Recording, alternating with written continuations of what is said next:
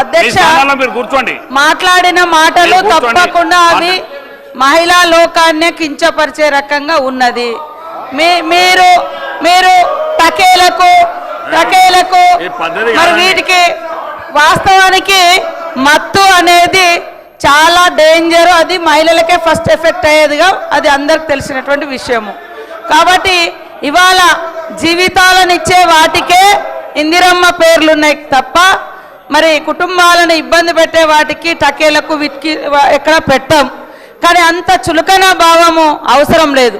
అంటే చనిపోయి స్వర్గంలో ఉన్న అంటే చనిపోయినటువంటి ఇందిరమ్మ మీద కూడా మీ కసి అంత దుర్మార్గంగా ఉండడం అనేది ఇది శోచనీయము.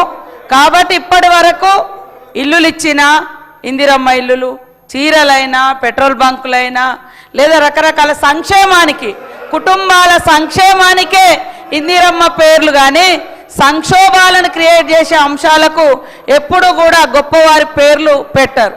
కాబట్టి మీరు ఈ రకంగా వాడి మీ యొక్క అక్కసును వెళ్ళగక్కడం అనేది ఇది సరైంది కాదు. దయచేసి రాకేష్ రెడ్డి గారు ఖచ్చితంగా క్షమాపణ చెప్పాల్సిన అవసరం ఉంది. మీకు అంత విద్వేషం ఎందుకు, అంత కోపము ఆక్రోశం ఎందుకు చనిపోయినటువంటి ఇందిరాగాంధీ గారి మీద మేము అడుగుతా ఉన్నాం. ఆమె పేదలకు గుడిసెలు కట్టించింది, భూములు పంచింది, జీవితాలను ఇచ్చింది. కాబట్టి మరి మాట్లాడేటప్పుడు ఒక మంచి సబ్జెక్టు గురించి మాట్లాడాలనుకున్నప్పుడు మంచివే తీసుకురావాలి కానీ కించపరుస్తూ హేళన చేస్తూ ఒక తప్పుడు సంకేతాలకు ఒక మహనీయుల పేర్లను పెట్టేటువంటి సంస్కృతిని తీసుకురావడం అనేది ఇది కరెక్ట్ కాదు అధ్యక్ష. అందుకనే వారు తప్పకుండా ఆ మాటలు వెనక్కి తీసుకోవాలని కోరుతా ఉన్నాం అధ్యక్ష.